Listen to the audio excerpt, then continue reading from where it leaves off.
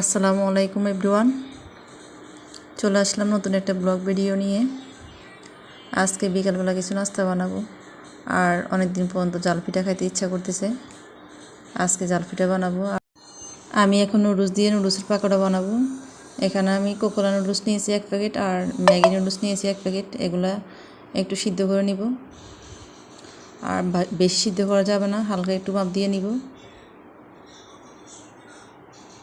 2 মিনিটের মতো সিদ্ধ করে নিব। আর এখানে ইচ্ছা করলে আপনারা অনেক আইটেমের সবজি অ্যাড করতে পারেন। আমি আজকে সবজি ছাড়া বানাবো, শুধু নুডলস দিয়ে। আমার নুডলসটা সিদ্ধ করা হয়েছে। এখন আমি পিঠা বানানোর জন্য ডোটা রেডি করে নিব। এখন আমি নুডলসের সাথে পেঁয়াজ, কাঁচামরিচ আর নুডলসের মশলাটা দিয়ে দিব, আর দিয়ে ভালো করে মেখে নিব।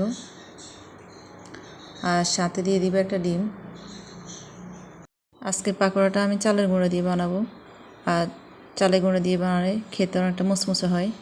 ঠান্ডা হওয়ার পর অনেকটা মচমচে থাকে। এখন আমি ভালো করে এগুলো মিশিয়ে নিব, আর সাথে চালের গুঁড়া মিশিয়ে নিব। সবগুলো উপকরণ ভালো করে কচলে কচলে মেখে নিব। আর এই ধরনের পাকোড়াগুলো বেশিরভাগ ক্ষেত্রে আমি বাঁধাকপি বা আলু দিয়ে বানাই। আজকে বাঁধাকপি আলু কিছু দিয়ে বানাবো না, আজকে নুডলস দিয়ে বানালাম।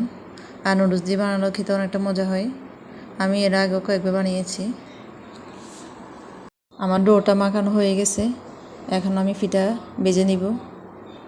আর এই পিঠাটা আস্তে করে জাল দিয়ে ভাজতে হবে, বেশি জোরে জাল দেওয়া যাবে না। এখন আমি পিঠাগুলো ভেজে নিব।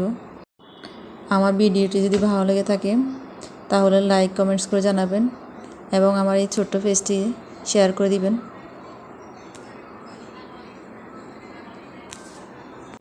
এখন আমি পিঠাগুলো উল্টে পাল্টে ভালো করে ভেজে নিব। আর এই পিঠাটা যত মচমচে হবে তত খেতে মজা হবে। আর আজকে পিঠাগুলো খেতে অনেক মজা হয়েছিল। সবাই পিঠা খেয়ে অনেক প্রশংসা করলো। আশা করছি আপনারা বানিয়ে খাবেন, আর কেমন হয়েছে কমেন্টস করে জানাবেন।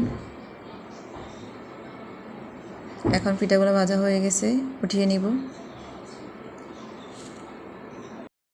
এখন সবাইকে পিঠা খেতে দিয়ে দিয়েছি। ধন্যবাদ সবাইকে। আল্লাহ হাফেজ।